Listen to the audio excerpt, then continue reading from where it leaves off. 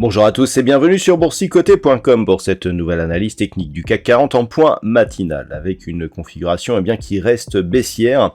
On avait ici une tentative de rebond qui avait suivi celle de lundi hier, mais on avait vu hier que le rebond, donc le mouvement était resté sous la zone des 6137 points. On repart ici sur le bas du range avec cette zone de support repositionnée ici à 6035 points. Et donc pour l'instant, nous sommes toujours ici dans cette zone de neutralisation, mais à forte prédominance baissière, puisque depuis donc maintenant quelques jours, dans cette unité de temps 4 heures, le CAC 40 oscille entre bande de Bollinger ici et moyenne mobile 20 exponentielle avec une configuration qui pourrait s'accélérer en cas de rupture ici de cette zone de support. Du point de vue des indicateurs techniques, on avait un rebond technique sur les histogrammes du MACD. Ce rebond est en train de s'estomper puisqu'on a un retournement donc des histogrammes. Le RSI qui était lui aussi sur un rebond, c'est totalement neutralisé. Donc là, attention, le signal est fort, notamment si on observe ce qui se passe sur les histogrammes. On a tout de même un retournement qui nous indique que on pourrait accélérer à la baisse, donc justement en cas de franchissement ici de cette zone de support. Donc c'est un petit peu l'objectif du jour.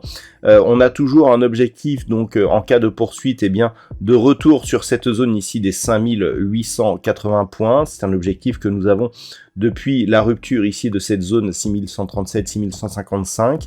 Il est toujours en cours. On voit que toutes les tentatives de rebond, déjà d'un point de vue daily, ne sont pas nourries de fort volume et ont une conviction qui reste assez mesurée. Et donc dans cette perspective, on peut s'attendre ici à une cassure de ce support et donc à une poursuite de la dynamique. Du point de vue du contexte microéconomique, nous avons un palmarès qui en dit long sur les inquiétudes à venir, très peu de valeurs en hausse. On a une valeur qui émerge, c'est Safran qui gagne un peu plus de 2% au moment où j'effectue cette analyse. Derrière, nous avons de petites hausses comme Engie, Renault, Bouygues ou Essilor Luxottica. Du point de vue des baisses, alors nous avons les ArcelorMittal et Total Energy, donc les matières premières qui sont en forte baisse ce matin, à l'image du WTI qui donc continue à baisser.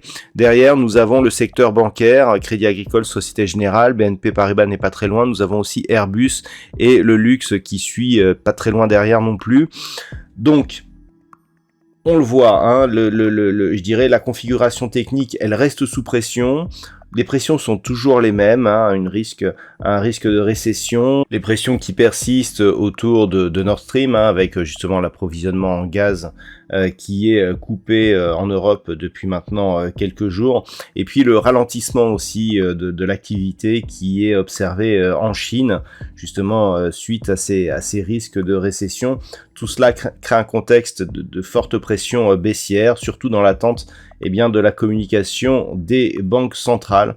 On peut s'attendre effectivement à observer ici une poursuite donc de ce mouvement baissier tant qu'aucune nouvelle positive ne sera en mesure d'inverser le sens de cette tendance. Voilà donc ce que l'on peut dire d'un point de vue technique sur cette configuration.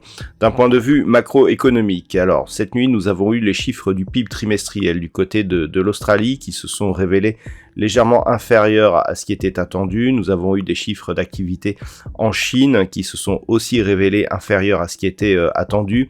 Donc dans la journée, nous aurons le gouverneur de la Banque centrale d'Angleterre qui tiendra une intervention à 11h, vu l'évolution de la paire de devises livre sterling contre dollar américain.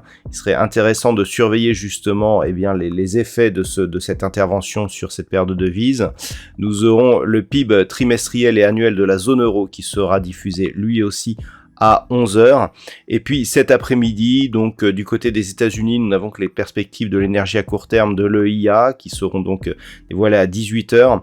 À 16h, nous aurons la décision du Canada sur l'évolution de ses taux d'intérêt communiqués donc par la Banque centrale du Canada, ainsi que l'indice PMI Ivy. Voilà donc ce que l'on peut dire sur cette configuration matinale. Je vous souhaite une bonne séance. On se retrouve dès ce soir pour d'autres analyses techniques, toujours sur le site boursicoté.com.